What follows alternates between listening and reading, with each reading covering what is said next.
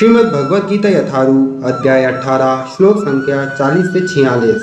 न तदस्ति पृथ्व्याम वादिवी देवेषु वा पुनः सत्वं प्रकृतिजैर्मुक्तं यदेभिः स्यात् त्रिभिर्गुणैः।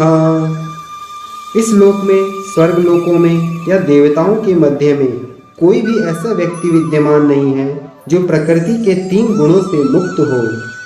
तात्पर्य: भगवान इस श्लोक में समग्र ब्रह्मांड में प्रकृति के 3 गुणों के प्रभाव का संक्षिप्त विवरण दे रहे हैं। ब्राह्मण क्षत्रिय विषाम शूद्राणां च परं तप कर्माणि प्रविभक्तानि स्वभाव प्रभवैर्गुणैः। हे परम तप, ब्राह्मणों, क्षत्रियों, वैश्यों तथा शूद्रों में प्रकृति के गुणों के अनुसार उनके स्वभाव द्वारा उत्पन्न गुणों के द्वारा भेद किया जाता है। शमोदमस्तपः शौचं शान्तिरार्जवमेव च ज्ञानं विज्ञानमास्तिक्यं ब्रह्म कर्म स्वभावजम्। शांति प्रियता, आत्मसंयम, तपस्या, पवित्रता, सहिष्णुता, सत्यनिष्ठा, ज्ञान, विज्ञान तथा धार्मिकता ये सारे स्वाभाविक गुण हैं जिनके द्वारा ब्राह्मण कर्म करते हैं। शौर्यं तेजो धृतिर्दाक्ष्यं युद्धे चाप्यपलायनं दानमीश्वर भावश्च क्षात्रं कर्म स्वभावजम्। वीरता, शक्ति, संकल्प, दक्षता, युद्ध में धैर्य, उदारता तथा नेतृत्व ये क्षत्रियों के स्वाभाविक गुण हैं। कृषि गौरक्ष्य वाणिज्यं वैश्य कर्म स्वभावजं परिचर्यात्मकं कर्म शूद्रस्यापि स्वभावजम्। कृषि करना, गौरक्षा तथा व्यापार वैश्यों के स्वाभाविक कर्म है और शूद्रों का कर्म श्रम तथा अन्यों की सेवा करना है। स्वे स्वे कर्मण्यभिरतः संसिद्धि लभते नरः स्वकर्म निरतः सिद्धिं यथा विन्दति तच्छृणु। अपने अपने कर्म के गुणों का पालन करते हुए प्रत्येक व्यक्ति सिद्ध हो सकता है। अब तुम मुझसे सुनो कि यह किस प्रकार किया जा सकता है। यतः प्रवृत्तिर्भूतानां येन सर्वम् इदं ततं स्वकर्मणा तमभ्यर्च्य सिद्धिं विन्दति मानवः।